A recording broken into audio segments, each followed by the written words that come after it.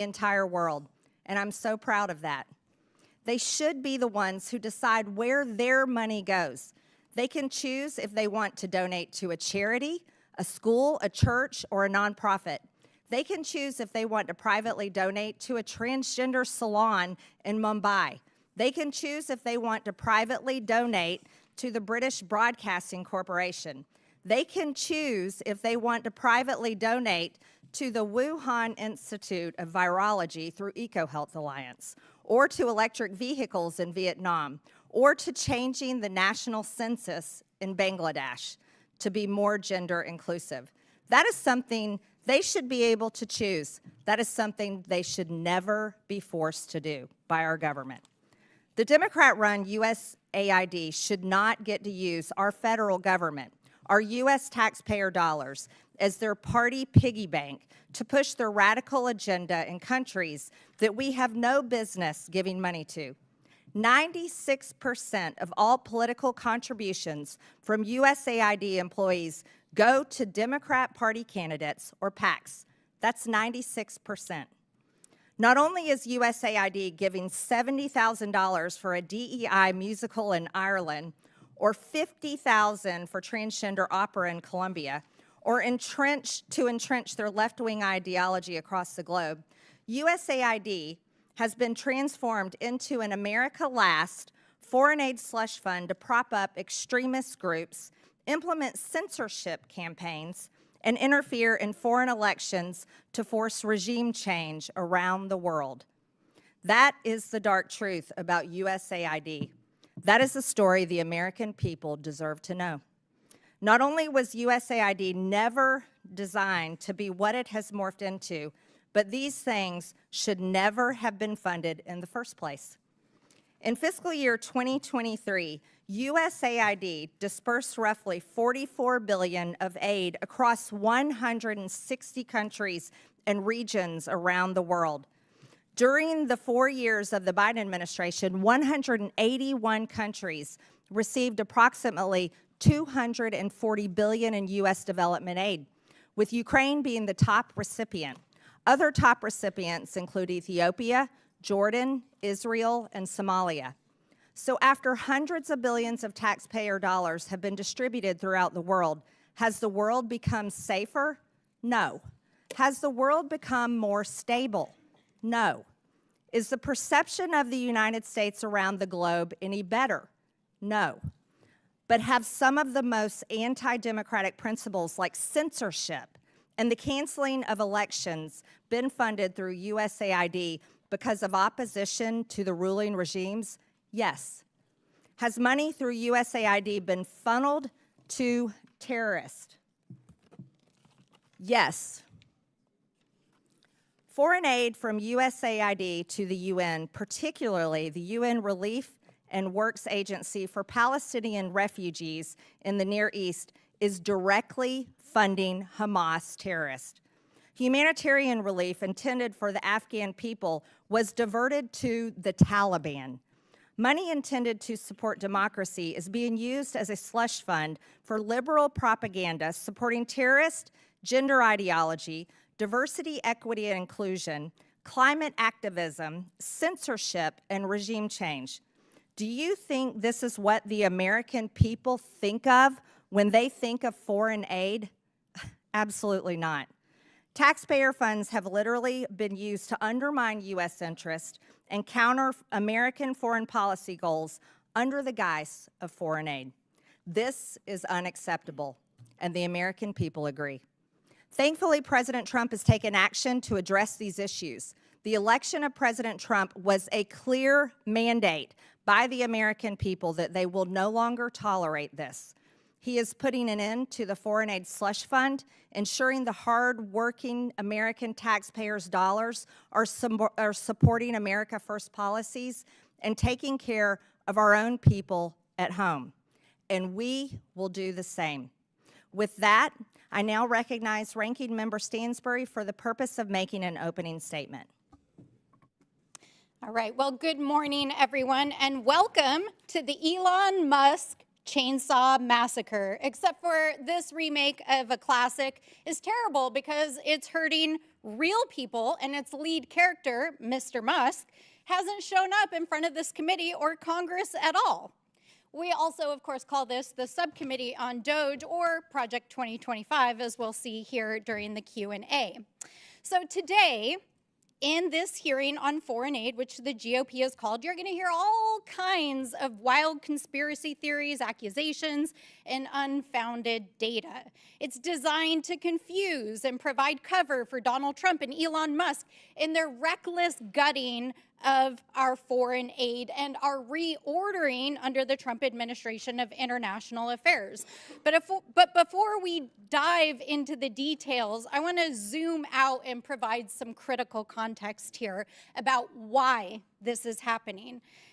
So first of all, let's talk about what happened over the last 2 weeks as the administration took an abrupt about-face in international relations after 64 years of USAID and supporting our allies in Europe, turning its back on long-standing allies and now suddenly embracing and enabling US foreign adversaries. Let's do a little oversight here. Last week, the administration shocked the world as the vice president took to the global stage and addressed European leaders and informed them that the Trump administration believes that the greatest threat to Europe is not the autocratic leader who invaded our Western ally 3 years ago and committed war crimes and atrocities against the Ukrainian people and threatened Western democracy, but instead the VP said it was, quote, a threat from within. He then snubbed our German allies and, in an unprecedented move, tacitly endorsed and then met with a far-right candidate from the German parliament who Elon Musk has spent months backing. This is a party that is so extreme that even conservatives in Germany will not form a government with them. Then, over the weekend, Donald Trump went on a wild rant on social media, embracing Vladimir Putin and repeating Russian propaganda, trying to rewrite history and falsely claim that Ukraine started a war against its own people. Then, on Monday, Trump had the United States of America vote with Russia, North Korea, and China as 4 of the only 8 countries in the world voting in the UN against a resolution supporting Ukraine and affirming Ukraine's sovereignty. When you think about what this means in the context of American history, it's truly astonishing. That same day, which was only 2 days ago, the administration announced that they would proceed with firing another 2,000 USAID workers, even as a court ruled that the administration's dismantling of the aid organization is illegal. And interestingly, one of the main opponents of USAID programs is Donald Trump's buddy, Vladimir Putin. Why? Because among the programs that the U.S. was funding before the funding was frozen was aid to Ukraine, including safe houses on the front lines, a free and open press to help keep people informed what was happening in the war, not to mention refugee resettlement in the United States. USAID was also engaged in democracy building in Eastern Europe and the Balkans, especially with the fall of the USSR. Of course, Mr. Putin didn't like that either. And these investments have been totally decimated over the last several weeks. Over the last 5 years, USAID has funded international aid to 212 countries around the world to promote international peace and security, to help maintain stability, and ensure that we are making good on America's promises. These investments are a fraction of the cost of weapons and defense, and the U.S. in the process is able to help promote national security, stop global pandemics, prevent hunger and mass migrations, and make the world and the United States a safer place. So when we hear conservative allies of Donald Trump repeat wild and unfounded claims about international aid, and we see a coordinated attack by conservative media, think tanks like those who are here today, members of Congress, the administration, we have to ask ourselves, what is really going on here, folks? Why the hell are they so hell-bent on dismantling an organization that has been so vital to American interests and Western democracy for so long? Over the last several days, they have fired thousands of federal employees. It really does make you wonder, doesn't it? And by the way, while they've been doing that, China has actually moved in already to places in South Asia that had their funding cut and is beginning to replace American diplomacy and aid in those places. So as we listen to this hearing today and hear from our witnesses, which I look forward to, I hope that we can get to the bottom of what is actually going on here today. And with that, I look forward to hearing the testimony. January 24th, Secretary of State Marco Rubio gave an order that came with a waiver for emergency food assistance, which was broadened even further several days later for life-saving services. Secretary Rubio has stated very clearly, we have a blanket waiver, and anybody who tells you they don't understand it, let me repeat it in very simple words. If it saves lives, if it's emergency life-saving aid, food, medicine, whatever, they have a waiver.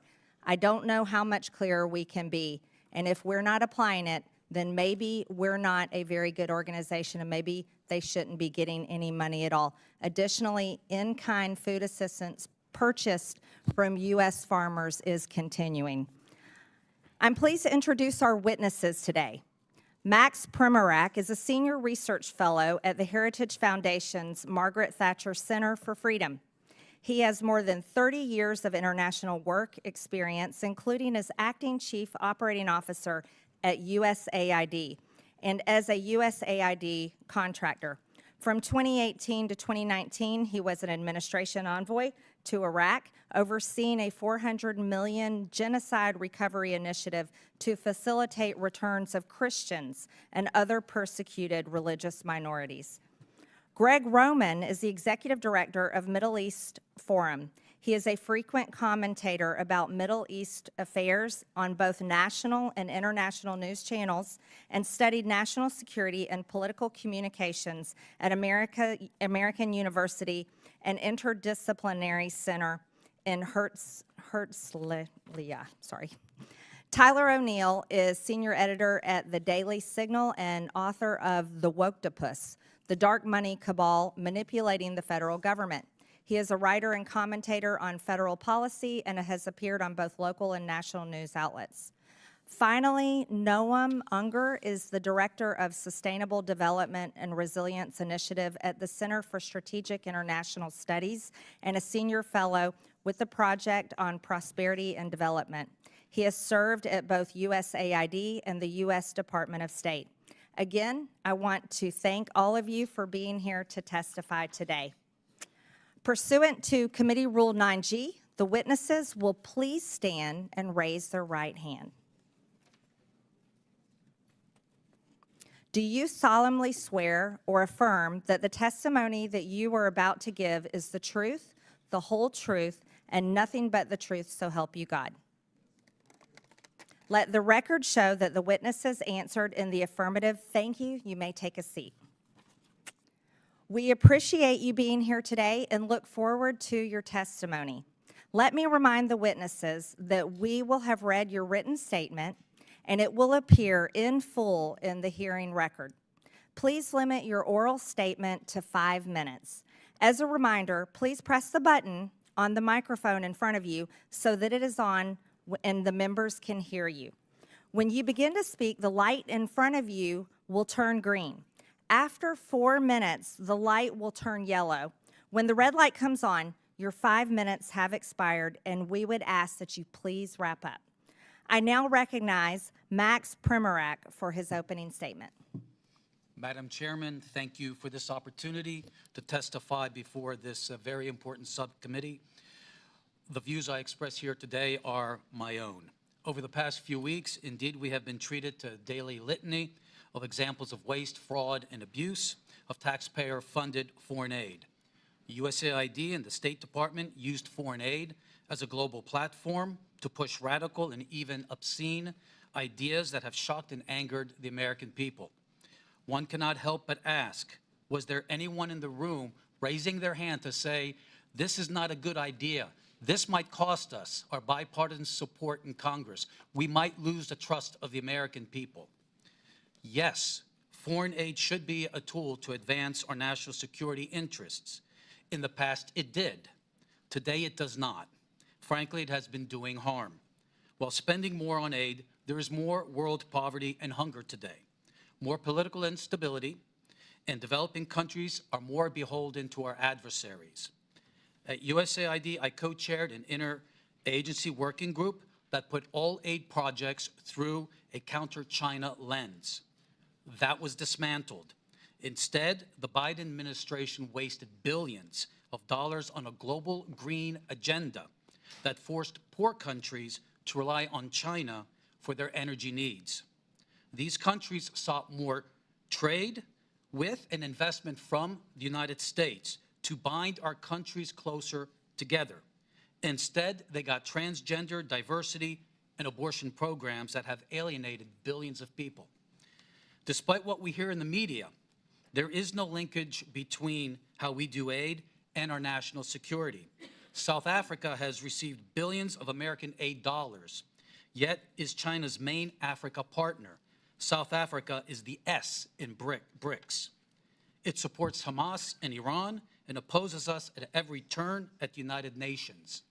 Last summer, Mozambique and Tanzania, other large aid recipients, conducted 2-week military exercises with the People's Liberation Army, expanding Communist China's power projection to the lip of our Atlantic Ocean. 19 of the top 20 USAID recipients are members of China's Belt and Road Initiative. While acting Chief Operating Officer at USAID, I approved strong vetting policies for our humanitarian assistance in countries swarming with terrorists. That, too, was ignored by the Biden administration. Vast sums of U.S. money have been diverted to fund terrorists in Gaza, Syria, Yemen, and Afghanistan. NGOs have been hit with heavy fines for violating our anti-terrorism financing laws. But closer scrutiny is warranted, for the problem is endemic in the aid culture. Last year, USAID launched its $45 million Global Civil Society program based on the social theories of an Italian Marxist. Literally, we have been funding radical NGOs around the world that oppose capitalism, democracy, NATO, and Christianity. None of this is counter-China. This is counter-America. Again, a resounding yes that foreign aid can be a powerful tool of diplomacy to promote freedom, prosperity, and peace in accordance with our national interest and our values, but not as an instrument of progressive imperialism. Regardless of which party controls the executive branch, aid officials must ensure that every single foreign aid program can pass the Middle America smell test on waste, fraud, and abuse. Aid decisions must always secure bipartisan support. There must be full transparency on who is being funded and what they're doing, not only for the members of Congress, but especially for the American people.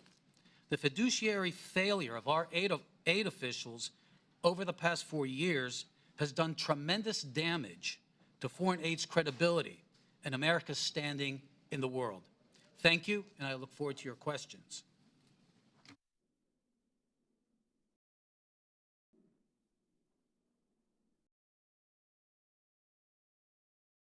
Thank you. I now recognize Greg Roman for his opening statement. Madam Chairman, ranking member, and distinguished members of this committee, thank you for the opportunity to speak today. My name is Greg Roman, Director of the Middle East Forum, and I'm here because there's a fox loose in the henhouse of our foreign aid system, a system intended to uplift lives abroad that instead has funneled millions of taxpayer dollars to radical and terrorist-linked organizations. If we don't fix these fences now, we risk fueling violence against our allies, our troops, and potentially ourselves. Let me be clear. This is a problem that began under the Obama administration and was exacerbated under the Biden administration. It's a problem that has been brewing across both of these 12 years of governance by a bureaucracy so insulated it can't always tell teachers from terrorists. The result is moral confusion among grant officers who unwittingly and in some cases may intentionally bankroll extremist causes.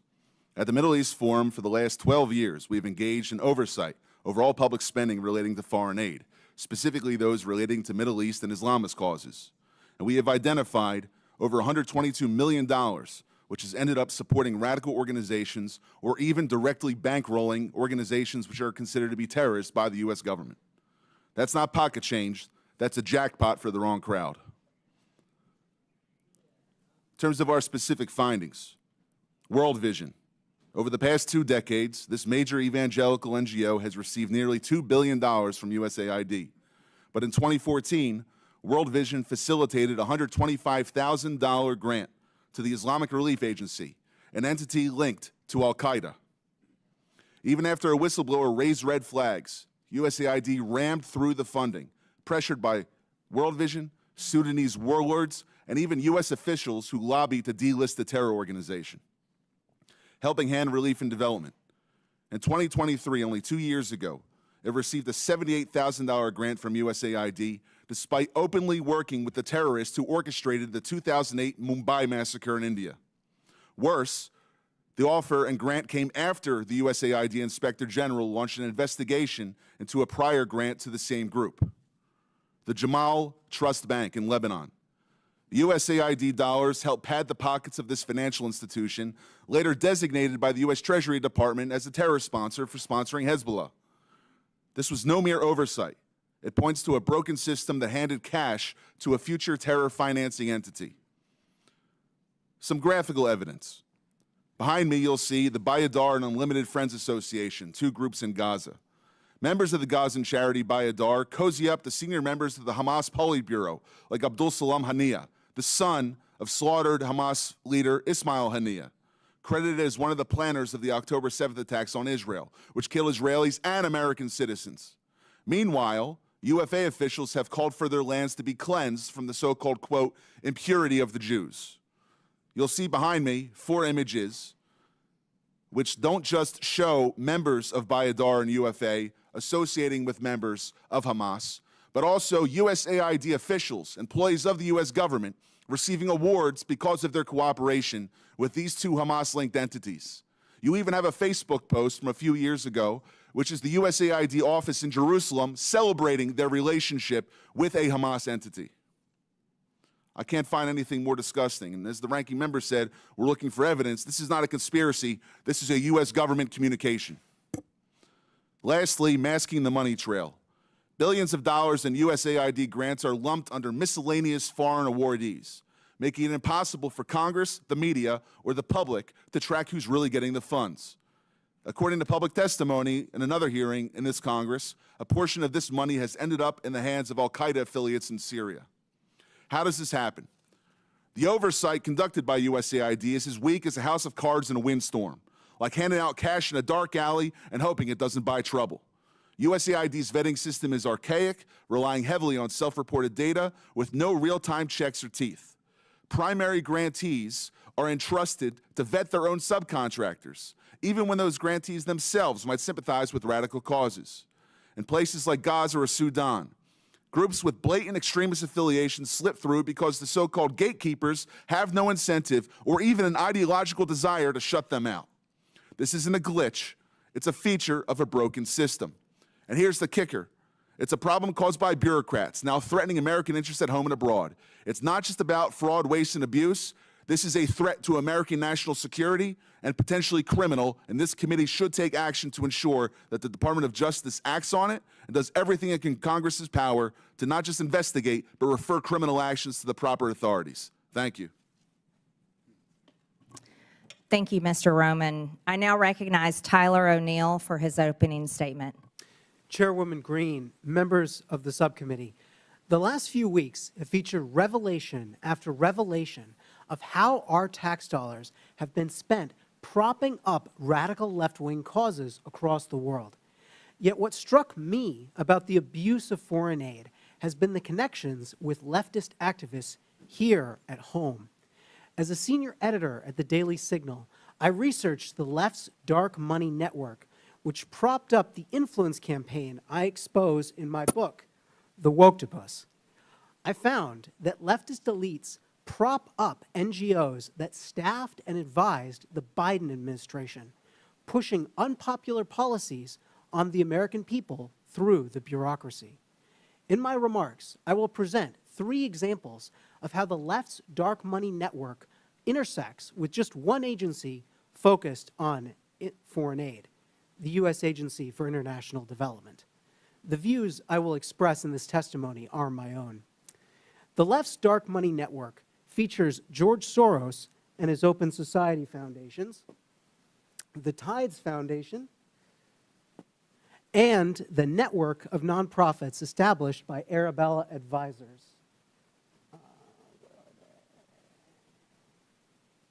Right here.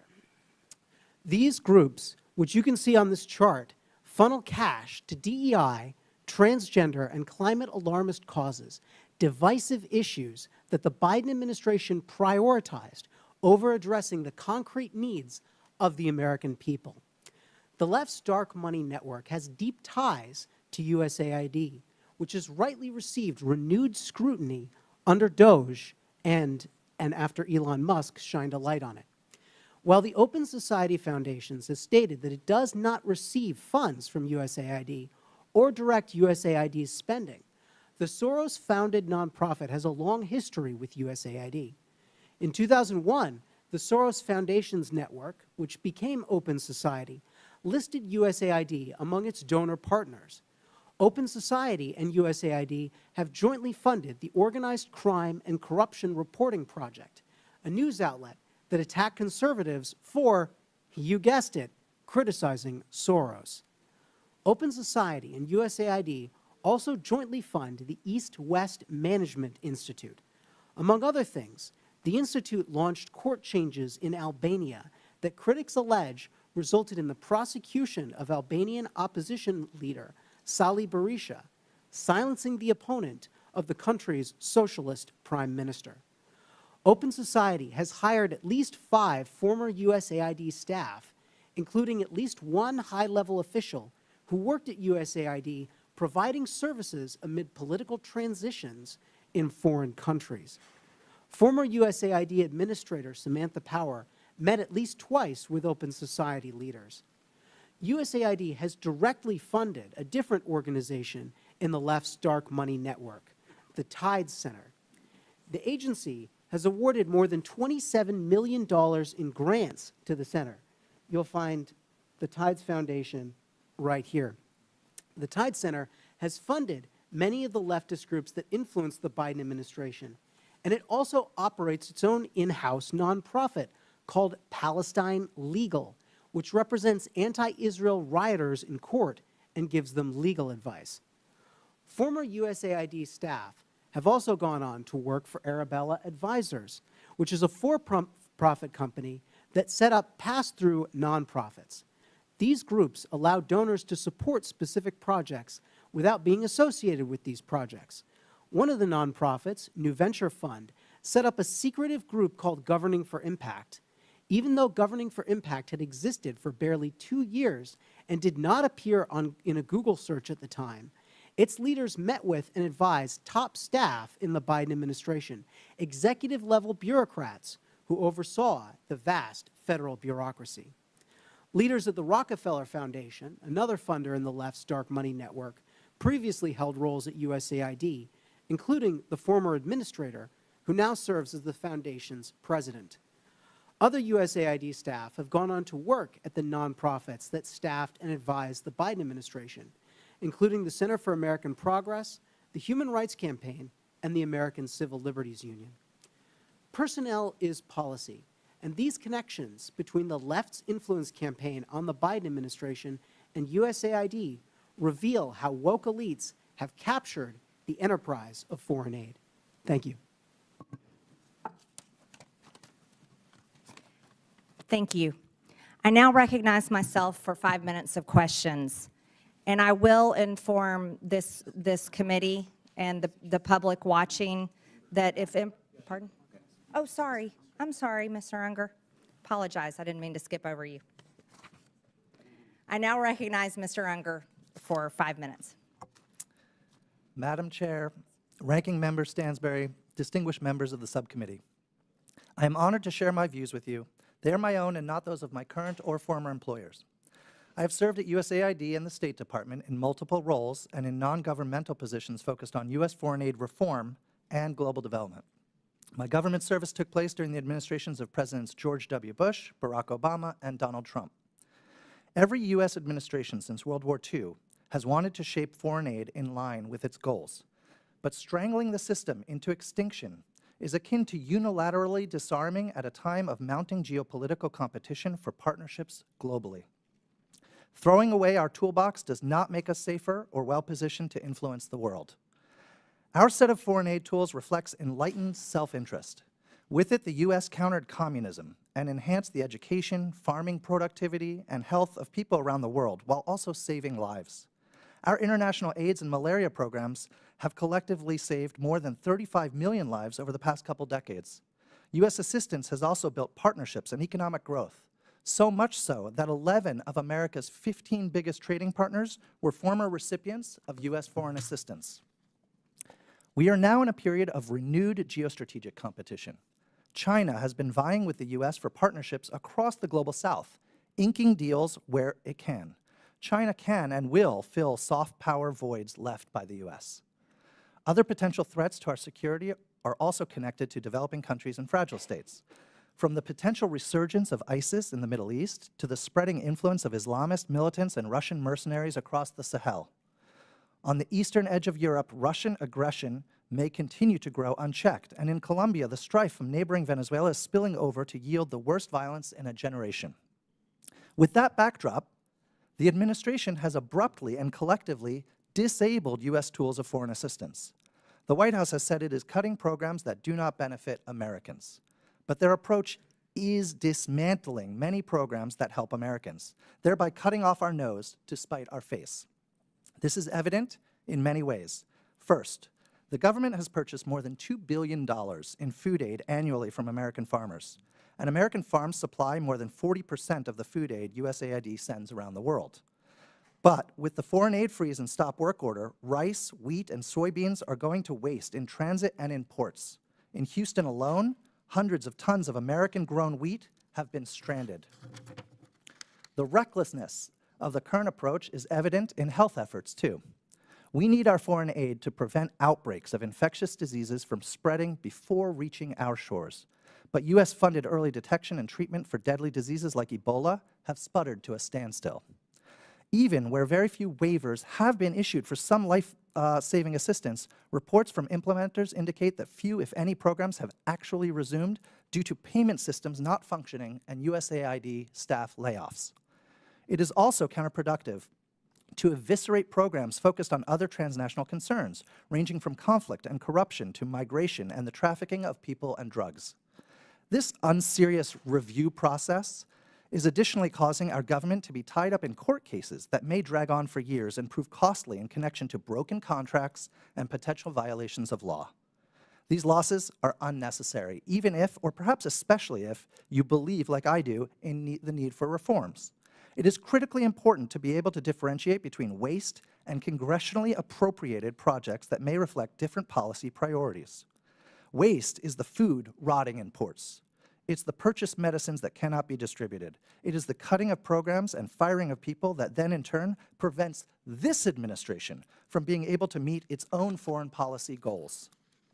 Going forward, government will need an oversight approach to programming that includes the following. 1, a congressional notification and review process so committees can pause or halt projects. 2, implementing partners should undergo audits and submit detailed plans and quarterly expenditure reports. 3, in highly insecure contexts, there should be a vetting of key program staff against classified counterterror databases before U.S. dollars are spent. And 4, an inspector general should be empowered to conduct investigations and other activities to help identify, prevent, and punish any proven misuse of taxpayer funding. The issue before you today is that these elements are precisely the safeguards that have already been in place at USAID. But the staffing to carry it out has just been gutted.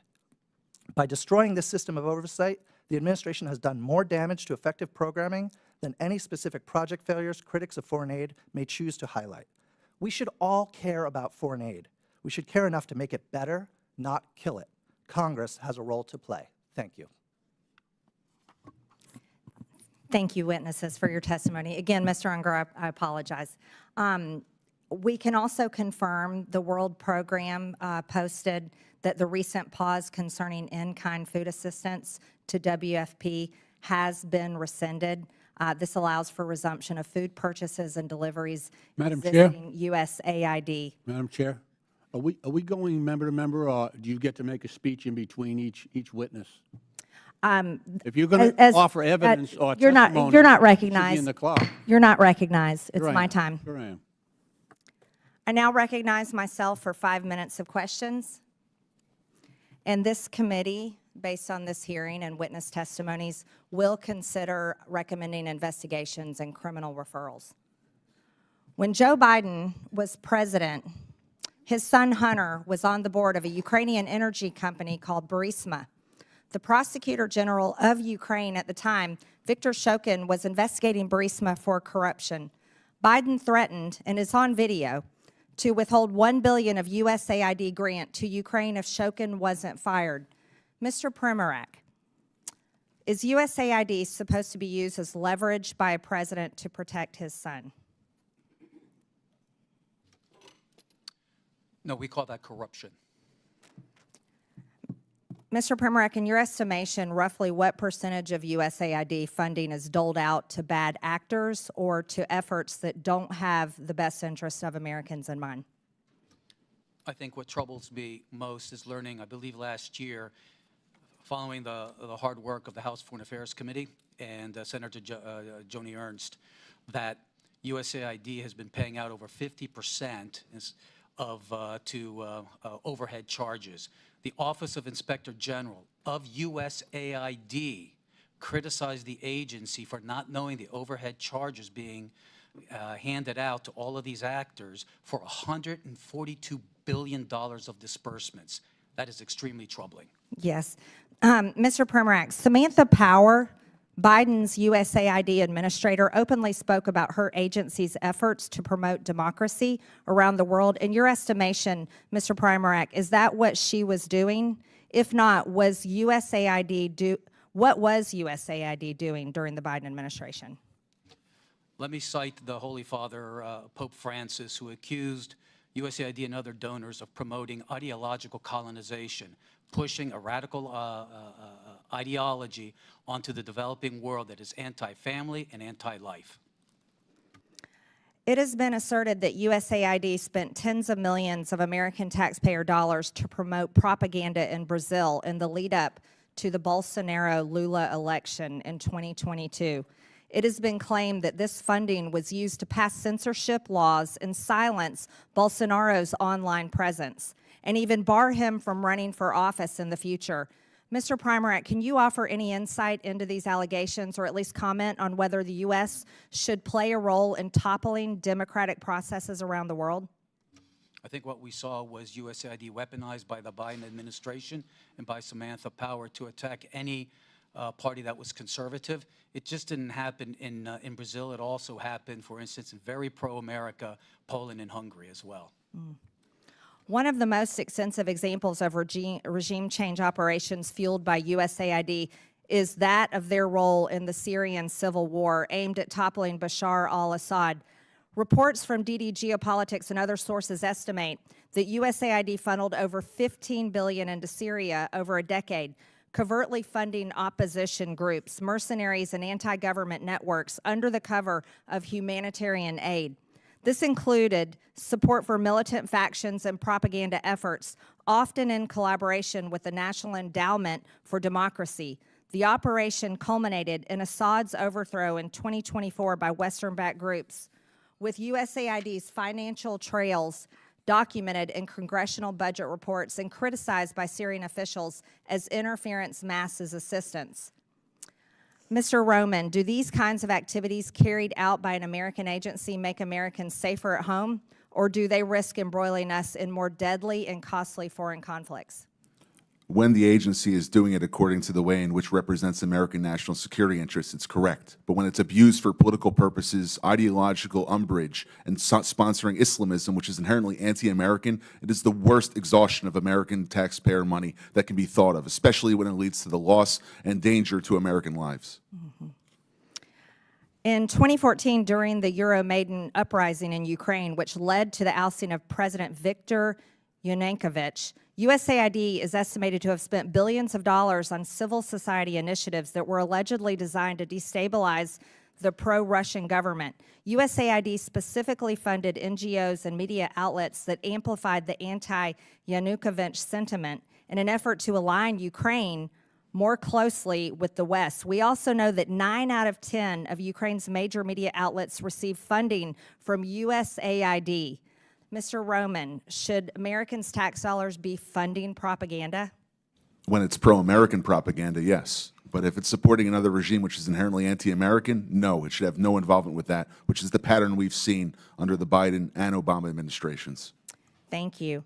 I now recognize the ranking member for 5 minutes. All right. Well, thank you, everyone, and good morning. I appreciate that this committee is going to shed some light on what's going on at USAID, but I do really wish that our friend with his golden chainsaw would drop on by because, you know what, Mr. Musk, we really would like to know what you're up to. And so far, our friends across the aisle have shielded you from appearing in front of Congress. So come on down. Bring your chainsaw. We'll be happy to host you. Let's dive into some of our questions with the witnesses here. Mr. Primac, I appreciate your federal service. Thank you for serving as a Fed. I hope that you do not share some of the same sentiments we've heard here in Congress over the last several days, that our federal workers are somehow enemies of the state, but in fact are selfless, dedicated individuals who serve our federal government and dedicate their life to this work. And I understand that you were the author of the USAID chapter, Project 2025. Is that correct? Yes, that is correct. And I was intrigued to read it last night because there was a number of things that I agreed with, both in your testimony and in the chapter. In fact, some of the things that I agreed about are that U.S. foreign aid is a powerful tool, that it should align with national security interests, that we should not be empowering foreign adversaries. And I, too, am also deeply concerned about autocratic regimes like our adversaries in China who are aggressively investing in soft power at the expense of the United States.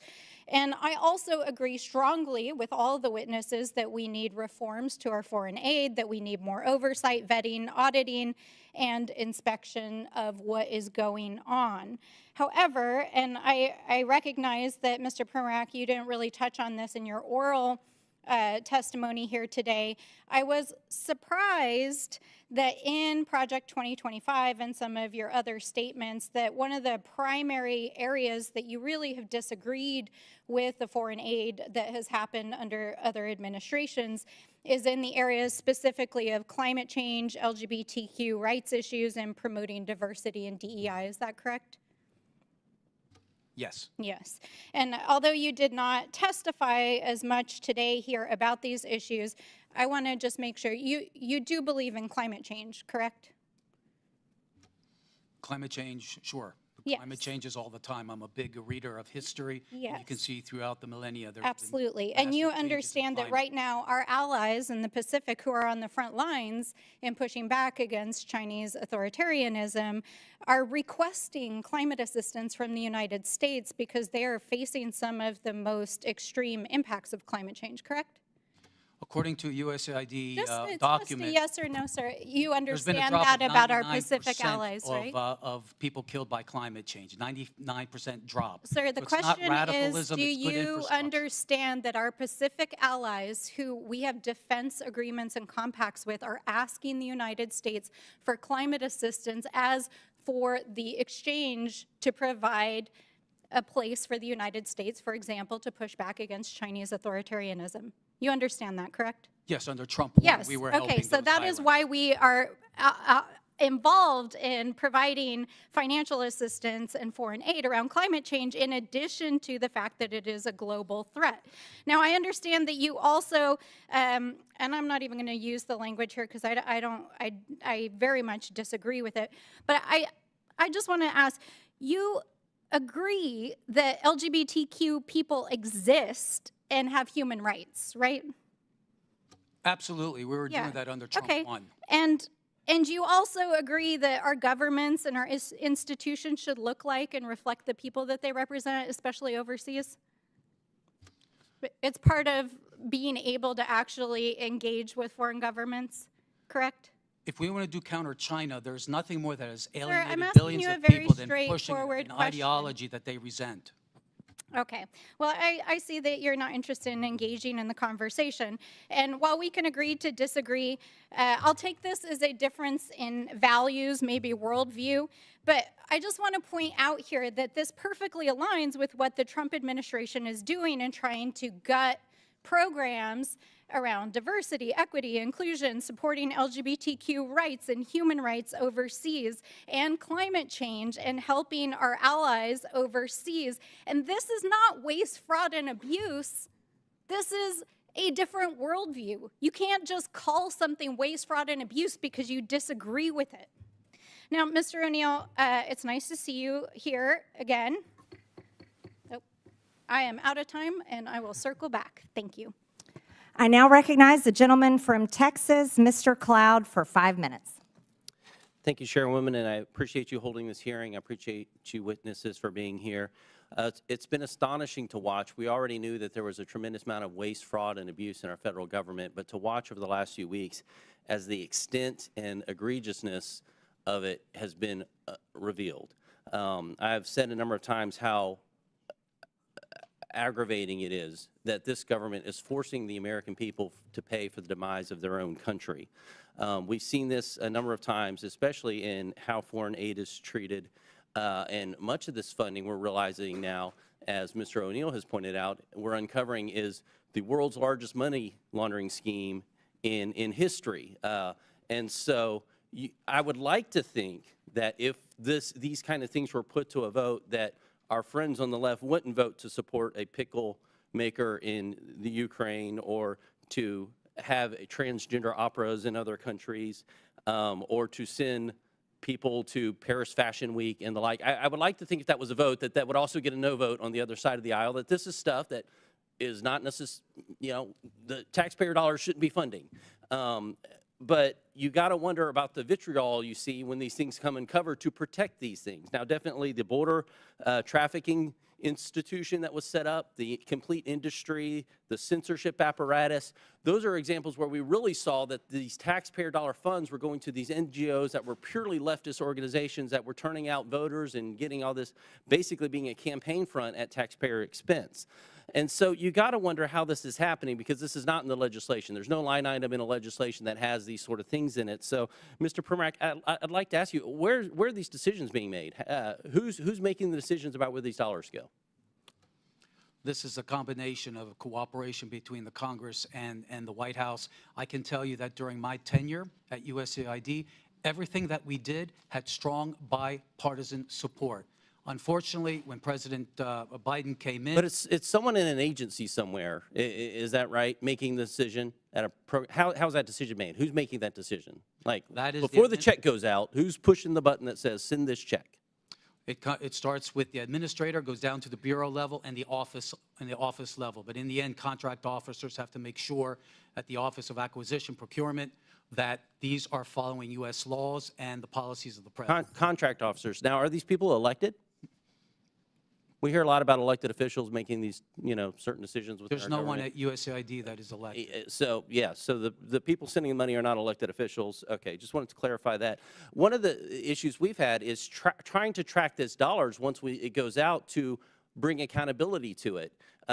And there is no connection that we've been able to find to an employee ID number, for example, connected to where the grant money is going out or the contract money is going out. We're working on legislation to fix that. But one of the things that's really disturbing is the fact that some of the money that's going out doesn't even have a name of where it's going out. You talked about that, Mr. Roman. Could you speak to that for a second? It's to the tune of billions of dollars. Correct. Miscellaneous foreign awardees.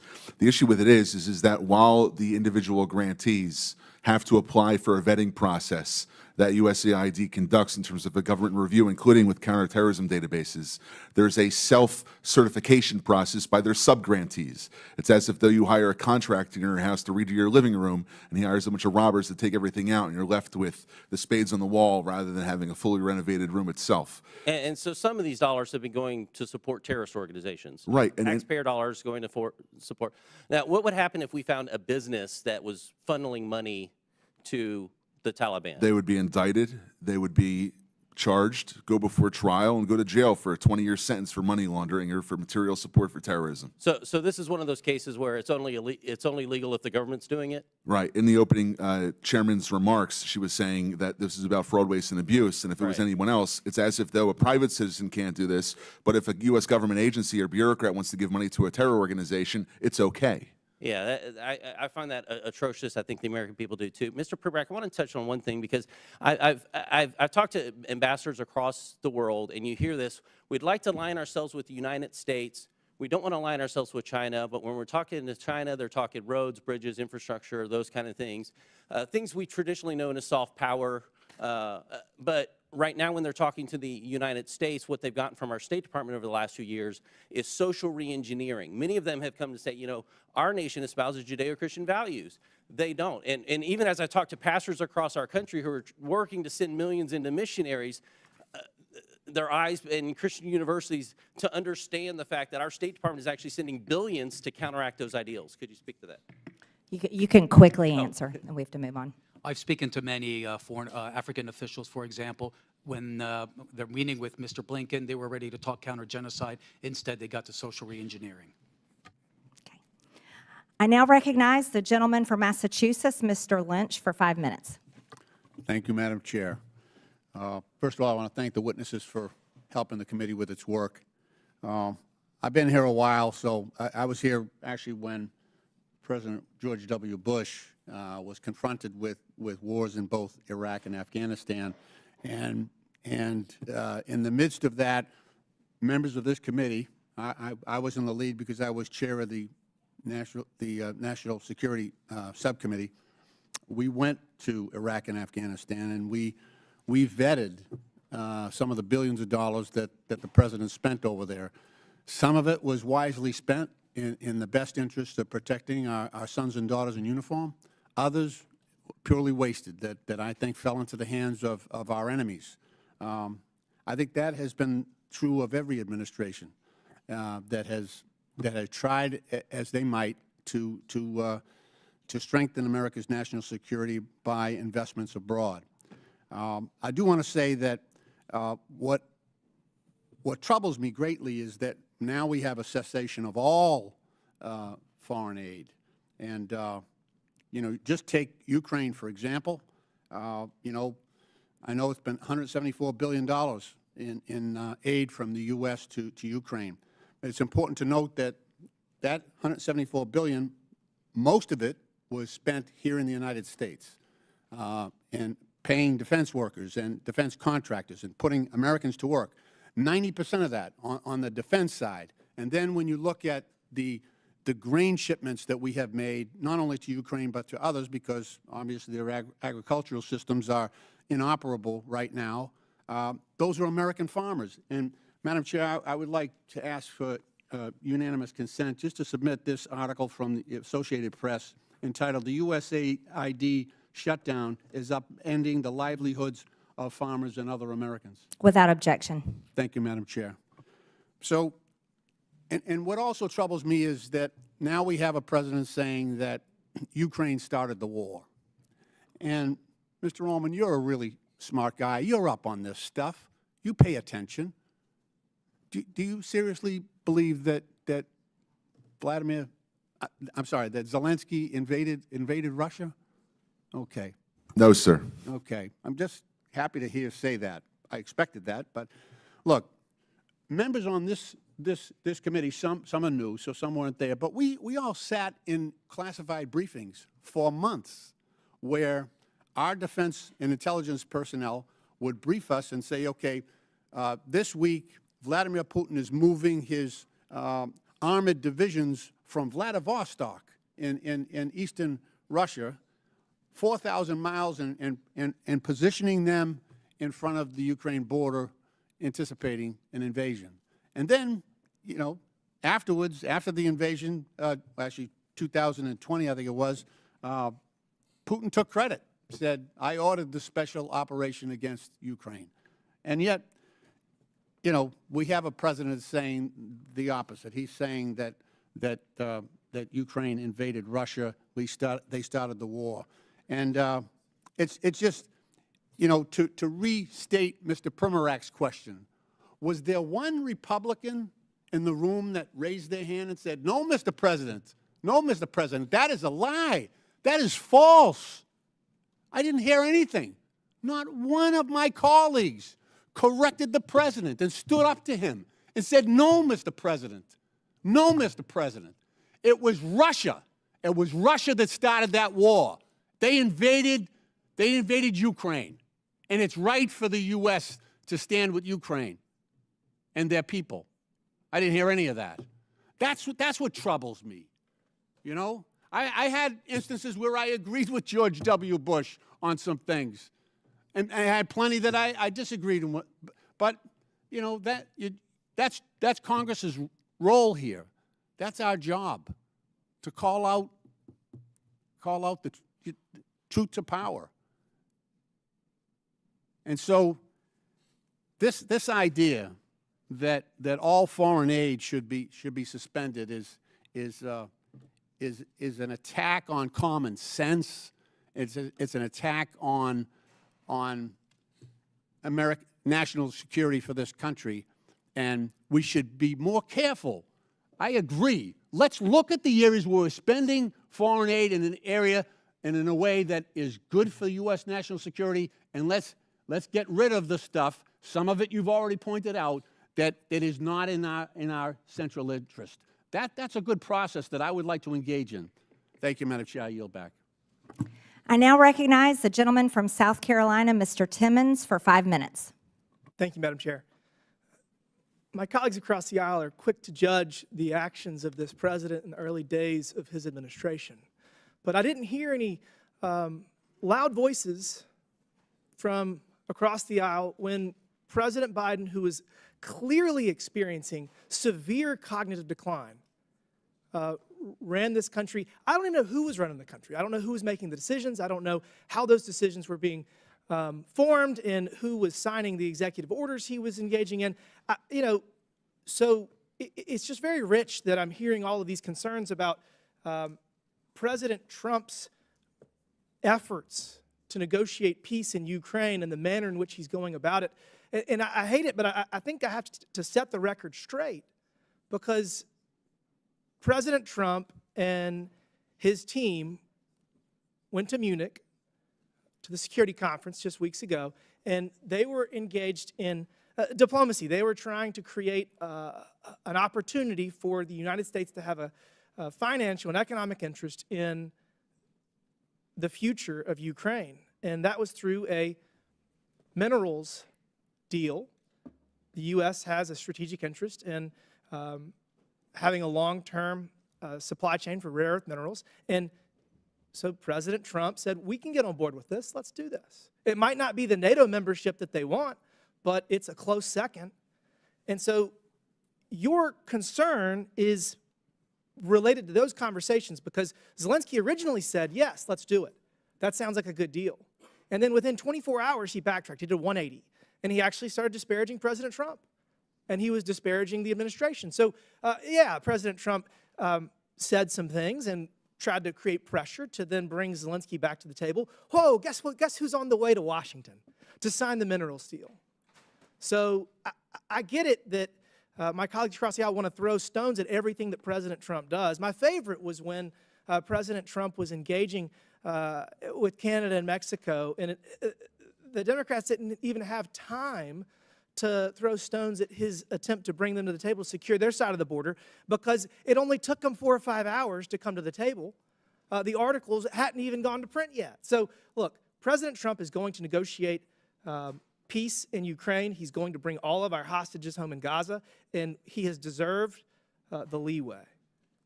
Now to the issue at hand, USAID. 77 million people voted for President Trump because we are out of balance. The Biden administration, whoever was running the show, engaged in ridiculous policies that the American people disagree with, whether it's with DEI or trans policies, whatever it is. We're turning the page, and we're not going to abdicate our leadership in the global community. We're going to hit reset because we are so out of balance that all we can do is go to zero and then build back.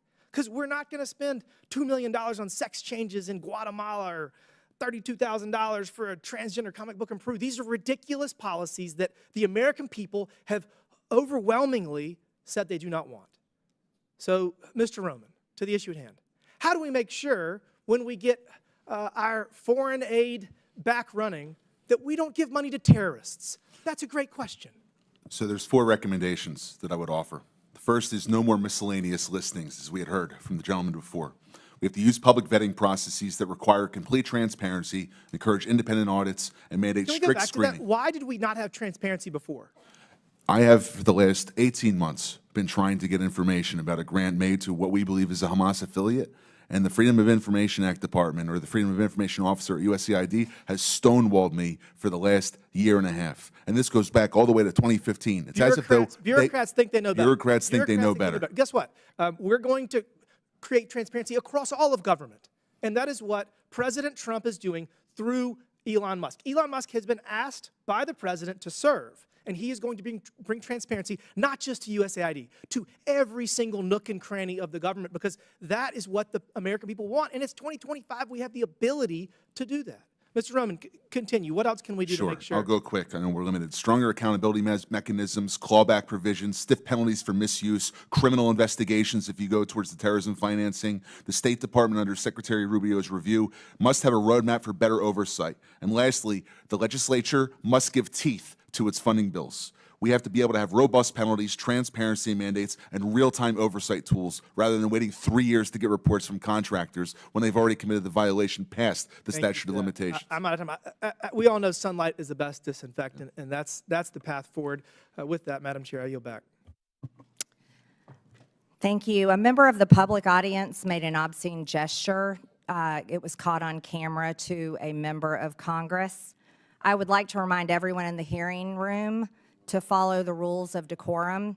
Capitol Police will now remove the offender, and I expect members of the audience to maintain decorum. We'll take a pause for a brief moment.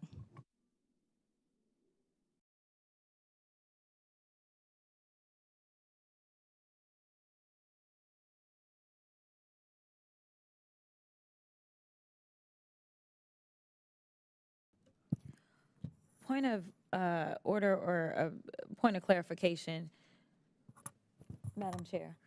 Okay. Well, never mind.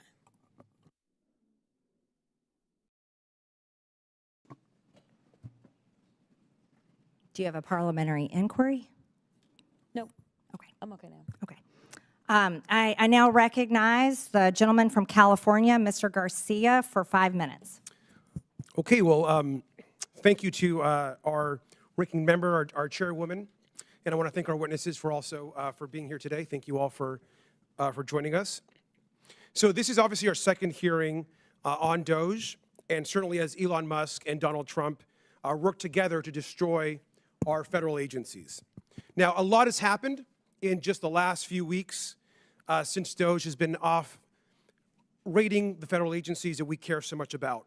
We know that FAA staff have been fired, making our airspace less safe. Veterans Affairs staff have been fired, risking services for our vets. Food safety and health staff have been fired as we face a bird flu pandemic. And all of our agencies have been thrown into chaos by Elon Musk's emails demanding, of course, that federal workers respond to what they're doing in the last week, which he's now had to, of course, retract. Now, we're here today to discuss Elon's attack on foreign aid, which has been severe. And I want to also bring again, this is a pic of co-president Elon Musk, who, of course, is leading DOGE. And I brought this pic, of course, to our last hearing. And I know some folks were upset by it. But just to be clear, we know that Elon Musk is dangerous, he's incompetent, he's chaotic, and he's killing programs that we rely on.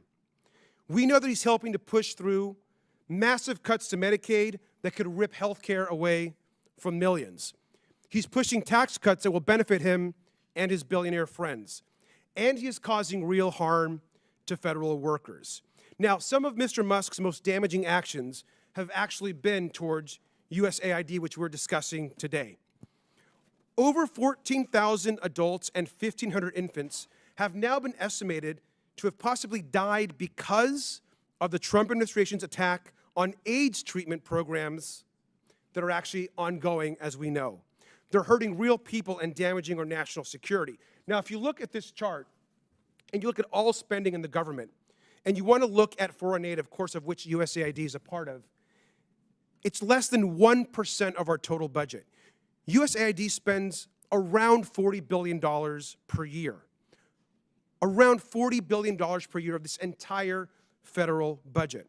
Meanwhile, other parts of the budget, including, for example, the Defense Department, spend almost 16% of all federal spending in fiscal year 2025. In fact, about half of other discretionary spending in this chart.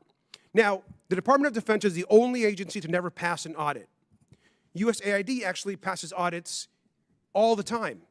And yet we're attacking the one agency that actually is able to pass an audit while we leave untouched the agency, of course, that can't even pass an audit. Last year, the Department of Defense failed to account for 63% of its assets. Trillions of dollars worth of equipment haven't been properly documented. And it's not just their failure to pass an audit. I want to just quickly ask about some key programs that are over budget and behind schedule. This, of course, we know here is the F-35 fighter jet. Will cost us $2 trillion over the course of its life cycle. These planes are often delivered late. They often cannot fly. And right now, we know that the F-35 is $183 billion over budget. Mr. Unger, which is more, the $183 billion cost overrun of the F-35 or the entire USAID budget? The former that you mentioned, sir. And this is the Littoral Combat Ship. The Navy, by the way, thinks this is basically useless in actual combat. Could have a lifetime cost of over $100 billion, according to ProPublica. Mr. Unger, that's also way more than the entire USAID budget, is that right? Yes, way more. Thank you. And I also want to just ask you about the Central Intercontinental Ballistic Missile Program, which has seen its costs soar over 81% during its program cycle. It costs $141 billion with cost overruns and soaring program cost. Mr. Unger, you know what I'm going to ask you, but is $141 billion more than the entire USAID budget? Absolutely. Mr. Unger, Elon Musk and his companies have received about almost $40 billion in government contracts, loans, subsidies, and tax credits. That amount, that roughly $40 billion, is basically enough to run USAID for an entire year. Is that correct, Mr. Unger? That is correct for USAID's budget and the programs that it manages. The majority isn't talking about Elon Musk programs or asking them here to testify. They're attacking USAID and are supporting a billionaire who gets richer every single day. We got to push back every single time, and with that, I yield back. I now recognize the gentleman from Tennessee, Mr. Burchett, for 5 minutes. Thank you, Chair Lady. Mr. Roman, are you aware that we are sending $40 million a week to the Taliban? Yes, sir. Can you name other instances of foreign aid going to terrorist organizations? We have assisted al-Shabaab in Somalia. There's been instances of the Khamsi network in Sudan, Hamas, Islamic Jihad, Hezbollah, Kataib al-Hezbollah, Hayat Tahrir al-Shams in Syria. Dozens of terror organizations have received indirect assistance from U.S. foreign aid. Could you elaborate a little bit on the mechanisms in place that are to stop foreign aid from going to terrorist groups, and why are they not working if we have any in place? Sure. And I would note that these are, you notice these are terrorist weaponry. You see some AKs, SKSs, some snipers, some clips, some clip carriers probably made in China, and I believe these are small landmines here beside right there. Let's use Gaza as our case study. $2.1 billion in American taxpayers' money to Gaza since October 7th when Hamas invaded southern Israel. USAID money was going in terms of an emergency use authorization to try to go to parties that USAID formerly had a relationship with in the Gaza Strip. They had to have been vetted by OFAC. They should have been vetted against the special designated terror list from the State Department and from other Treasury organizations. Waivers were granted because they said that there was an emergency use to have that money come in to Gaza, thereby jettisoning the usual typical screening procedures. As a result, 90% of aid that was going from the United States by way of its agents in Gaza ended up in Hamas-controlled areas. And this is ridiculous. Essentially, what the U.S. assistance to Gaza did was underwrite the ability for Hamas to survive until the ceasefire was just passed a few weeks ago. There was no strategic thought for it, and there was no screening. Seems like the emergency might have been armed terrorists to kill civilians. Would that be accurate? That's accurate, and even more than that, Samantha Powers, the administrator for USAID, was intent on having Israel not be able to defend itself. To not be able to defend it. Correct. Mr. Primac, is that correct? How do you say that? Primac? I got Burchett, man. Nobody gets mine right, so don't worry about it. What is it? Primac? Perfect. All right, thanks, brother. How did terrorists exploit our foreign aid loopholes? Well, we have a lot of our international. Can you pull your mic up? I'm sorry. Can you hear me? Yes, sir. You have international NGOs and UN agencies actively lobby here in Washington, D.C. against vetting policies that would prevent it. I was the senior vetting officer at USAID, and what Hold on we a second. Did you say United Nations is doing this? The UN? Sure, everybody who's getting money lobbies here. That they're lobbying against us. I'm sorry, Mr. Roman, you're... There's actually someone who used to work for one of those lobbies, the largest NGO lobby, Interaction. One of our co-witnesses here worked for them from 2018 to 2023. USAID effectively self-funds its own external private lobby that then goes back to Congress and asks for more money for USAID. So the taxpayers fund this lobbyist who's working against American interests. Correct. Possibly killing our allies and possibly Americans. They bring together groups in Washington that overseas work with groups that kill Americans. Yeah, I don't need a flow chart to show that. I appreciate it. Do you think USAID programs have been aligned with the national security interests of the U.S.? No, they have not. They have actually helped China. Mr. Roman? No. Okay. How do these programs compromise our national security, Mr. Primac? They actually push China. They actually push much of the world towards China on the green energy agenda. They push people, ordinary people, billions of people towards China because of the resentment caused by our social reengineering. Are we being lobbied by these pro-communist China groups currently? Well, a lot of these countries don't even have to lobby because they get the money anyway, like South Africa. Yeah, and in fact, these lobbyists have come to the House and have tried to kill legislation like H.R. 160, which was meant to increase transparency in USAID's funding of overseas organizations. Is that a current piece of legislation? That's from the last session. And give me that number again. H.R. 160. And what does it do? It was meant to give U.S. lawmakers the ability to have higher transparency in terror financing investigations aimed at scrutinizing extremist groups. Mr. Primac? We had a regulation before we left in the last administration that anybody who touches money in countries where there's terrorists, those names have to go through databases, terrorist databases. That was overturned by Biden. Overturned by Biden. Chair Lady, I am currently 5 seconds, but I wanted to mention something. There's a lot of rhetoric used on this committee, and I would urge my friends on both sides of the aisle, let's stick to the actual information. This rhetoric is, I've received death threats, and I know the Chair Lady has, and it needs to stop. We need to tone it down. Thank you, Chair Lady, and thank you. Thank you, Mr. Burchett. Madam Chairwoman, I'd like to ask for unanimous consent to enter a few items into the record relating to the waivers that have been provided by the Secretary. And because Mr. Burchett just went now, there is some reporting, and perhaps he's in the room if he'd like to respond, Madam Chair.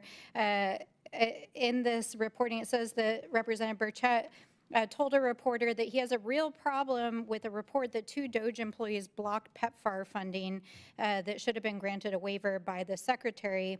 and said that if it was a mistake, they should have been fired. We also have numerous reports here that these waivers may exist, but they are not being enforced, and there are thousands of federal aid workers across the world right now that are stranded, as well as international aid that is sitting in ports and docks. If you have the documentation without objection. I'm not sure if my name was besmirched. If I'm allowed to respond or not, it's fine either way. No, it's just a report. I'm not. Okay, but anybody that works for the president that goes against what he says, he has a right to fire them. So, thank you. Absolutely. I now recognize the gentleman from Texas, Mr. Kassar, for 5 minutes. I'm going to do something that I've never done in a congressional hearing before, and that is plead for help from the American people, plead for help from my Republican colleagues on something that we actually all agree on, because lives are at stake right now. I'm going to start by describing the facts on the ground. Millions of people are at risk of dying of starvation in areas of the world where Democrats and Republicans have already agreed and committed to feeding them with American-grown food for humanitarian reasons and for global stability. But yesterday, I spoke with people in charge of warehouses in Sudan and Ethiopia, warehouses full of food, but because of DOGE, that food is trapped in the warehouse out of reach of starving and dying moms and kids.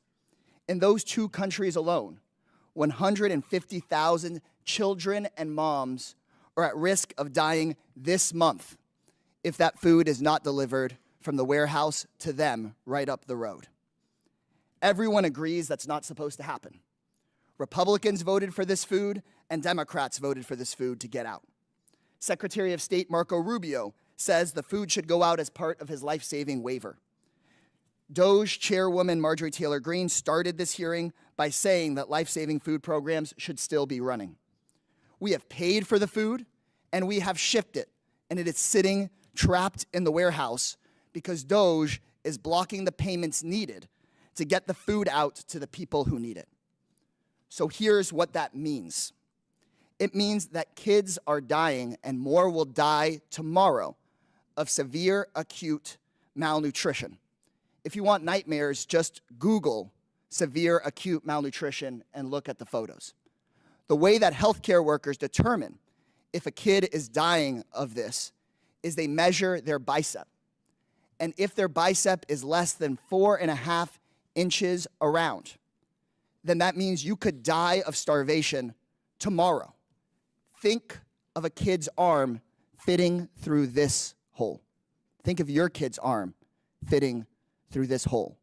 These kids could die tomorrow. You've heard today about the waiver for life-saving humanitarian assistance, and all I'm asking is for Rubio's waiver to be made real. People watching at home, you can do something about this. I know many of these hearings are live on Fox News. I'm a Democrat. For many of the people watching, you may not agree with me on many issues, but I think we can all agree that this food needs to get out of the warehouse and to these kids. I've gotten phone calls from conservative friends, people of faith that moved to Africa to live out their faith of I was naked and you clothed me, I was hungry and you fed me, and they agree that this food should be given out.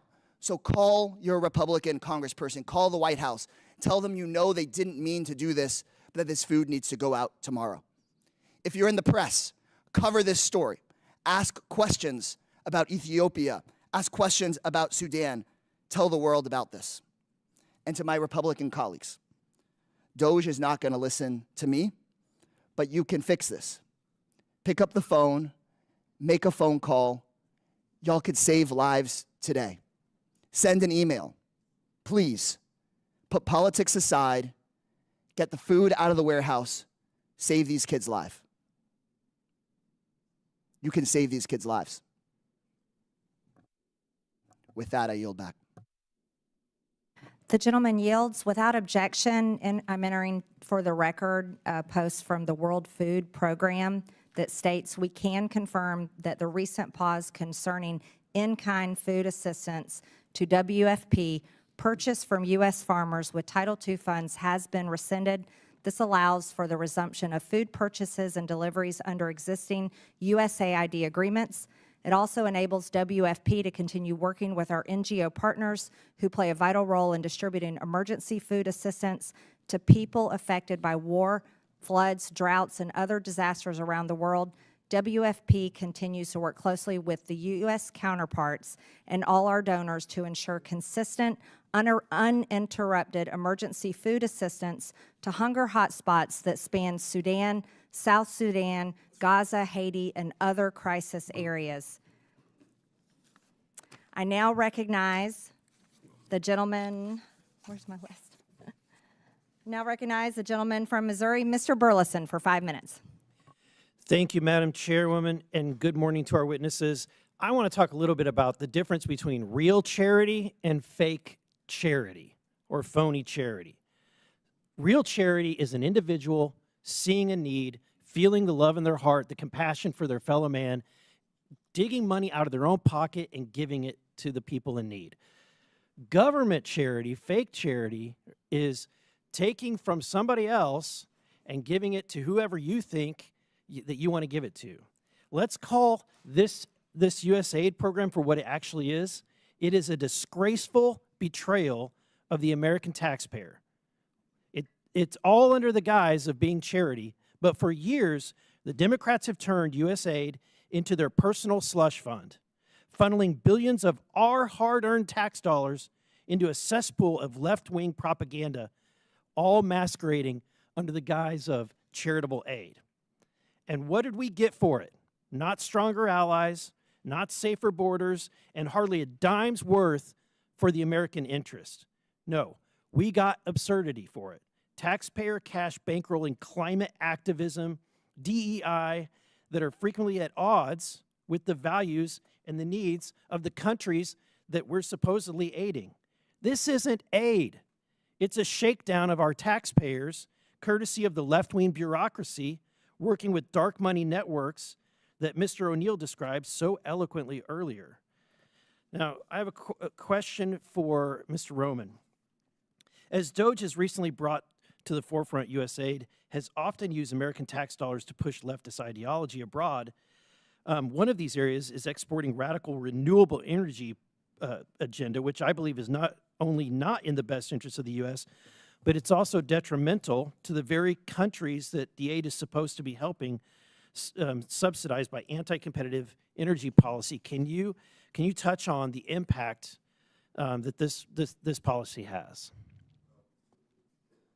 Without being a meteorologist or climatologist or a geologist, I can't necessarily speak about energy, but I can speak more largely about the sponsorship of agendas which are anathema to American interests abroad. Specifically in the report that we published about 3 weeks ago, we were finding that there were special interests who would come to USAID contract officers, they would make recommendations, and it was basically the granting like a political commissar in the Soviet Union would do to his favorite unit, rather than looking at what was actually good for the United States. Thank you. Mr. Primac, it was once quoted by Samantha Power. She declared that USAID is a climate agency. And so DOGE recently canceled 10 climate and clean energy programs, including a nearly $85 million award aimed at increasing clean energy in Africa. Also, a $18.7 million program for electric vehicles to be adopted in Nepal. My question to you is USAID a climate agency?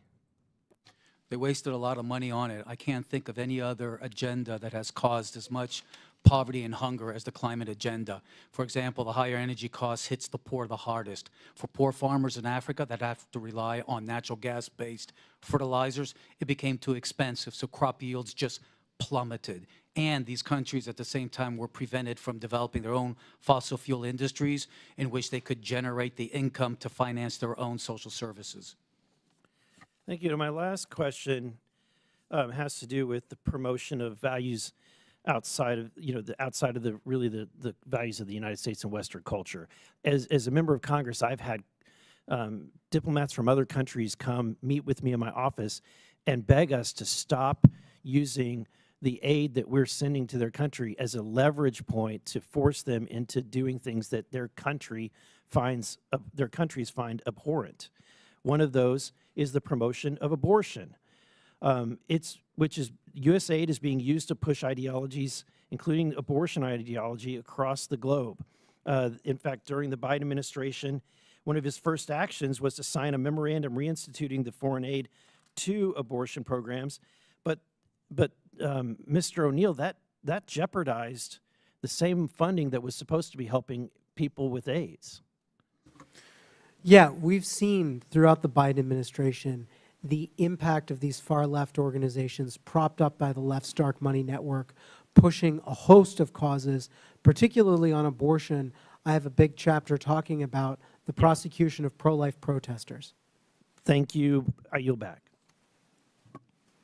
I now recognize the gentlelady from Texas, Ms. Crockett, for 5 minutes. Thank you, Madam Chair. I just want to see if we can level set, because I don't know if people truly understand the point of USAID.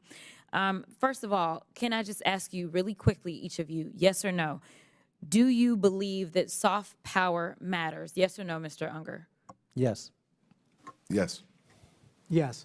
Absolutely. Okay, so for the American people, because I don't know that there's been a conversation about soft power, but soft power is basically our way of building diplomacy around the world. And so how we build that diplomacy probably looks different in every different administration. But the issue that I have right now is that some would argue that we've taken a butcher knife where we need a scalpel, or others would just say that we are throwing out the baby with the bathwater. But either way, we are not accomplishing our goal, because as it's been laid out, we have people that have gone hungry, we have people that have died. So let me try to make sure that people understand what it is that soft power is, which is building diplomacy. The next part of that I want you to understand, those of you that are watching, is that as members of Congress, we do have congressional oversight to the extent that we actually travel the world. We go, we sit down with world leaders, we talk to them about the programs that we have, we talk to them about trade. We also have an opportunity to go and visit and talk and see exactly how our dollars are being spent. And if you are a good member of Congress, you do that. And I do want to tell you about an experience in Africa, but I got to get through these other remarks. So if I have a chance, I'm going to tell you why I believe in this with my whole heart. We all know that my Republican colleagues have a weird fetish with dictators or wannabe dictators.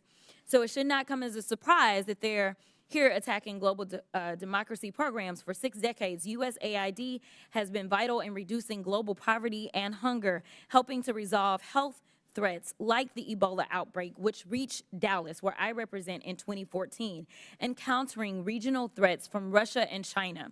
Not only is pro-Putin President Trump threatening economic warfare against our closest allies and partners, he's blaming Ukraine for Russia's invasion, threatening military force against Greenland, and starting tariff wars with Canada and Mexico. He's also defying a court order to release billions of dollars in U.S. foreign aid. This committee should be providing oversight of the executive branch's illegal impoundment of federal funds. But we're here today so that the chairwoman can peddle new conspiracy theories about U.S. foreign aid. The dismantling of USAID is just another part of the Republicans' chaotic foreign policy and pro-dictator agenda. Republicans are turning their backs on American farmers who provide nearly half of USAID's global food assistance. I'm going to stop here really quickly, because I think what happens is that when the American people hear that we're sending out money, they believe that we're just dropping bags of money places. And that's not what we do. But let me tell you, China does.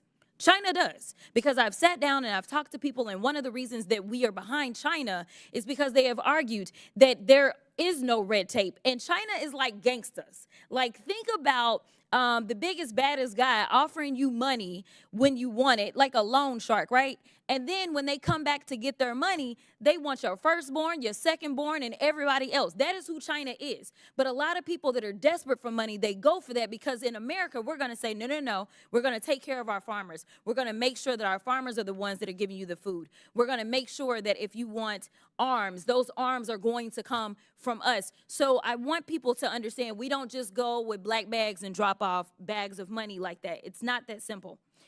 But I want to get to a couple of questions because I know I'm running out of time. Mr. Unger, the chairwoman stated that, quote, the federal government has been sending billions after billions of dollars to push left-wing ideology, fund radical extremist groups, and usurp the will of the people abroad and here at home. Is saving 20 million lives through the president's emergency plan for AIDS relief, or PEPFAR, part of some left-wing ideology? Yes or no? 'Cause No, in fact, Okay, I gotta PEPFAR go. was created by Republicans. It was created by Republicans. Thank you for that fact. In fact, it was a Bush, a Texan. What about eradicating polio in nearly every country and cutting malaria deaths in half? No. Okay. So here's the other thing, and I don't know if anybody knows the answer to this question. We have been talking about USAID and trying to pretend like it's the devil, but when we look at the numbers, is it 50% of our budget that goes to USAID, Mr. Unger? Yes or no? The money that goes to AID is less than 1 cent if all of the federal budget is $1. Thank you. It is less than 1% of our budget. So we are focusing on less than 1% instead of the other 99%. I need the American people to wake up and recognize and start asking questions about these other areas, such as The where gentlelady's Elon time Musk has gets his money. expired. I now recognize the gentleman from Georgia, Mr. Jack, for 5 minutes. Chairwoman, I wanted to ask for unanimous consent to enter an article into the record from this morning. It is an article from the Washington Post this morning titled, Judge Orders Trump Administration to Pay Millions in USAID Funds that the UN World Food Program is owed more than $820 million in funds, from just this morning. Without objection, so ordered. Mr. Jack? Well, thank you, Madam Chairwoman, and I want to commend you for holding hearings, trying to ensure that the taxpayer dollars is held accountable. Our last hearing, I just want to note for the record, we discussed the $2.7 trillion over the last 20 years that has been distributed through improper payments and wasted, taxpayer dollars wasted over the last 20 years, $2.7 trillion. And one of the things I want to talk about today are some of the general waste, fraud, and abuse we've seen within the USAID program. So if I could start with Mr. Primac, what was USAID's original mission and mandate, and how has the agency strayed from those initial priorities from your perspective? It was started in the 1960s to combat Soviet imperialism, communist imperialism, and it did a good job. It responded to a lot of natural disasters, did a good job, helped to integrate former Warsaw Pact countries as allies of the United States, did a good job, but during the Clinton administration, but especially afterwards in the Obama administration, and it went full scale under the Biden administration, started pushing a social reengineering agenda. And if I can speak to that for a moment, what would you say are the main deficiencies in USAID's vetting and oversight process that has led to this waste, fraud, and abuse? It's an aid industrial complex that refuses to have accountability and oversight. And Mr. Roman, if I could ask you just to expand upon that.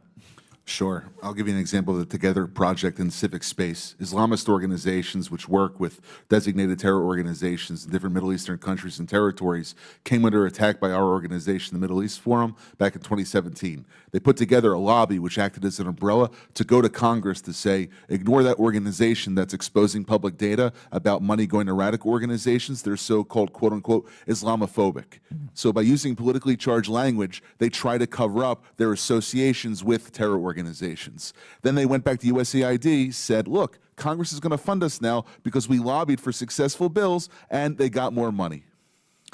And what steps would you say, Mr. Roman, are needed to be taken to ensure grant recipients follow the rules and cooperate with the policies in place? I think there's a gap in vetting and enforcement, allowing funds to move both directly and indirectly to extremist-linked groups. You have to have a pipeline where all the money that's coming out of U.S. government coffers is traceable exactly to which organization and subgrantee it goes to, and then once, if you have $1 touch one individual, that individual or that organization has to report back to be compared against U.S. vetting databases before a check is cut to them. And if I could ask the same question to you, Mr. Primac, what are some steps we could take to ensure the grant recipients don't evade some of the requirements needed? I think we need to have a consolidated website where every single award and sub-award is on there, where not only members of Congress can look at it, but the American people who fund this can go through it. And that's the kind of transparency and accountability that's going to force folks to be careful what they do. And if I can just ask, we'll go back to Mr. Roman. I really appreciated that example. With what time I have left, Could you offer any other examples of mechanisms by which entities evaded transparency requirements, something that we all talk about, and we've all seen the egregious spending across the board that's been illuminated by many members of this committee over the last 2 weeks. But when it comes to evading some of these requirements, I want to speak directly to that and enter that into the record to the extent you could share. There's a bifurcation of the problem. One is the organizations which are abusing U.S. taxpayer dollars, but the second is the bureaucrats who are allowing them to get away with it. Sometimes because they're not looking and being blind to the issue, other times because they're intentionally pursuing an ideological agenda that Congress didn't appropriate or authorize. You have to direct funding to have individuals that are getting money to be able to authorize that money, and the reports on the grants that they make after the funding period is over should also be publicly available rather than just how much money was spent.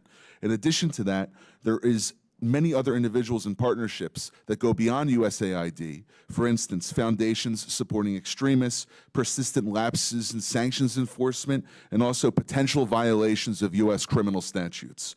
The report that we put out suggests that funding streams may have contravened laws prohibiting material support to terrorism, sanctions violations, fraud, and false statements, both by the grantees and some of the grantors. Well, I appreciate the testimony from both of you all today and for all witnesses for appearing before the committee. Ultimately, I think what the chairwoman's been trying to do through these hearings is try to ensure that American taxpayer dollars are protected and used to the betterment of American citizens and our interests here in our country, and they're not wasted. And if I could just spend, Madam Chairwoman, the last 20 seconds of my my questioning today noting that we in our committee should have a decorum. And the other side, after our last committee hearing, which should have been a bipartisan issue, talking about waste, fraud, and abuse within government programs going out the door, shortly after that hearing, one of our committee members called for real weapons to be brought to this political debate. And I think that's atrocious. I think that's egregious. And I would just like to note, I will reclaim my time, but I'd just like to note, Madam Chairwoman, that I think You're not recognized, Ms. Stansbury. You're not recognized. Out of time, and you're spreading lies. You're not recognized, Ms. Stansbury. so. I will just close by saying we should have more decorum in this and expect it, especially from the American taxpayers who are paying our salaries to be here. Thank you. Thank you. And I do want to agree with that. There was a member of this committee that went on CNN and said it's time for actual weapons to be used. That is documented. It's on video, and we will not tolerate that type of language and calls for violence on this committee. I now recognize the gentleman from Texas, Mr. Gill, for 5 minutes. Thank you, Madam Chairwoman, and thank you so much for holding this hearing today. We've heard throughout this hearing a bit more of the same shrill calumny against President Trump and Elon Musk that we've been hearing for months now. But I am happy that a few of our colleagues did concede that we need more oversight and auditing of our foreign aid.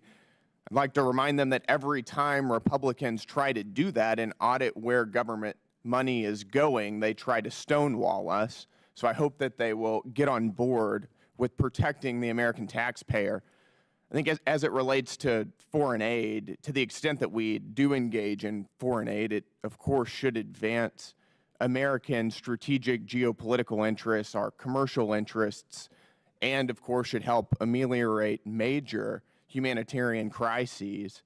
But it ought to be rooted in realism, which is a recognition that we have strategic interests abroad that we ought to advance, and it ought to be rooted in a rational conception of the way the world actually is, and not the way some leftist secular bureaucrat at USAID believes the world should be.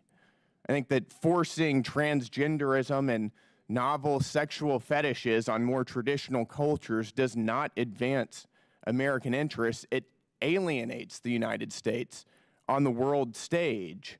We've also seen USAID money going to oppose many of our allies abroad. Madam Chair gave a few examples, and I'll give a few more here.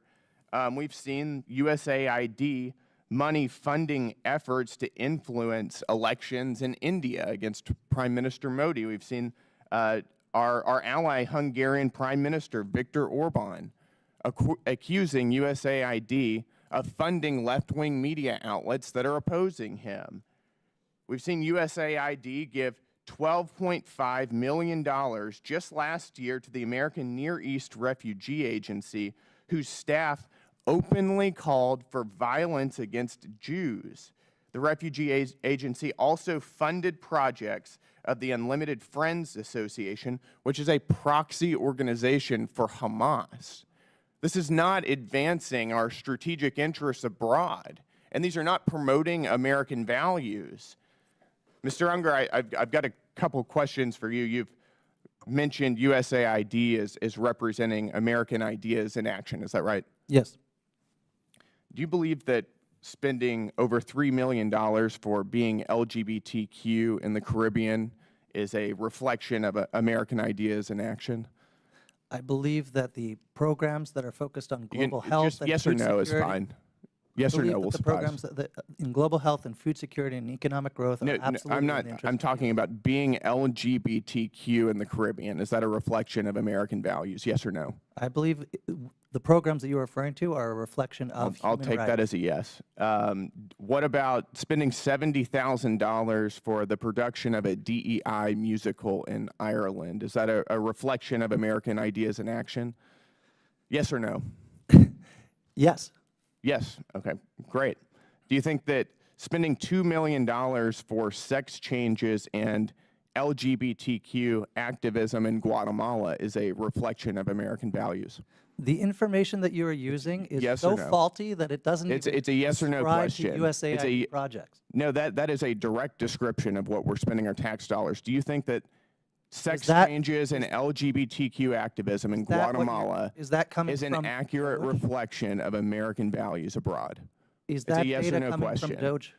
Is that a yes or a no?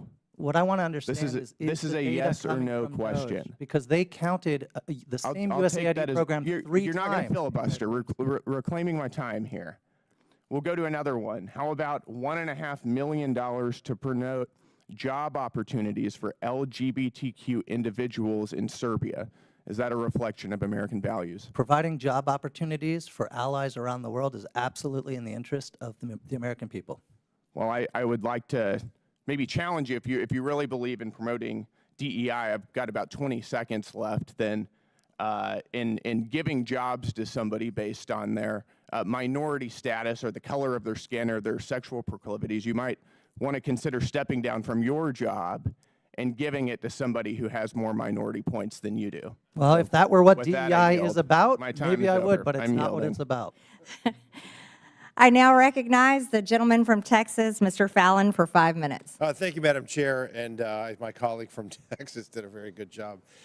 You know, listen, the sky is falling. We hear it now, and not just in the DOGE subcommittee, but we hear it in oversight from our friends across the aisle. The sky's falling. The world's going to end. People are going to die. And then when they say Elon Musk's name, it's never Elon Musk. It's Elon Musk. Reckless gutting of the federal workforce and this hyperbolic fear-mongering is brought to you by the American left. And why, I ask, and so many others, the DOGE committee Dems are using this, quite frankly, sloppy, lazy, wildly inaccurate, and really boring rhetoric. Because this administration and this president is finally acting boldly, because so many administrations in the past haven't. They're acting boldly and courageously to ensure, wait for it, that the American taxpayers' dollars fund federal workers that work. I know that may be a radical concept to some. Now, let's set the record straight as well. Secretary Rubio has made it sure. He had issued a blanket waiver for any life-saving aid. I think it's $72 billion that we're spending. Is USAID the perfect vehicle for this aid? Of course not. We found that it isn't. And we also recognize that China has that Belt and Road Initiative, and they're licking their chops. And if we took that $72 billion out, they're going to fill that vacuum. So that's just hyperbolic nonsense that we do not recognize that there's a role to play for the United States in the federal aid space. But what we want to expose is $164 million going to radical organizations, $122 million of it to organizations that have aligned or at least tied to terrorists. So, Mr. Primac, putting aside the massive issues of handing money over to terrorists and such, can you speak to other ways that our foreign aid has actually hurt the United States' efforts and interests to counter the malign influences, let's say, of the Chinese Communist Party? Our aid has created an international aid dependency. It's become international welfare. We need to put terms on these programs. The whole point of this is to help strengthen countries economically, politically, and become strong allies. We don't do that when we celebrate 30, 40, 50 years in a place. That means we are failing. The point of our jobs is to work ourselves out of a job. If we do that, if we focus more on trade, if we focus more on investment, we're going to create the kind of allies in the developing world that will make us stronger in combating the China challenge. So you're talking about self-sufficiency, it sounds like. You're talking about taking a developing nation and helping it develop. And that's what they want. One of the countries that come to mind, for instance, that had a successful journey over the last 60 years is like a Singapore. They don't need foreign financial aid from the United States. They're a wealthy city-state now, are they not? You had countries like South Korea, Taiwan, and other places that benefited. Look at them now. Wild successes. Okay, so also, Mr. Primac, while I got you, do you know of if USAID sent any funding toward lab research in Wuhan, China? Just what I've seen in the newspapers. Yeah, clearly we shouldn't be sending our foreign aid to China when they're our greatest adversary. Mr. Unger, thank you for being here. Just to follow up on some of the things that Mr. Gill was asking.